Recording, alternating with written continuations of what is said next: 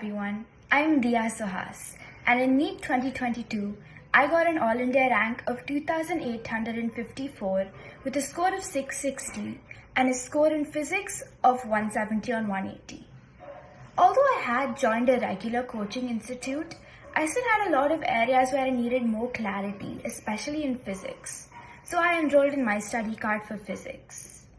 Having one-on-one sessions with my teacher, Nikhar ma'am, really helped me clear up my doubts and pinpoint the weaker areas in my syllabus. The personal attention ensured that I understand each and every concept very clearly. My teacher was extremely knowledgeable and also was able to convey the concepts in a way that helped me absorb it very easily. Going at my own pace and focusing more on areas that I was unsure of and that were not clear for me definitely was very helpful.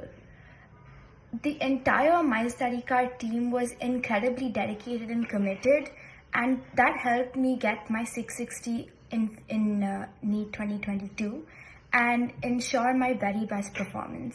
So thank you to the entire Mystudycart team.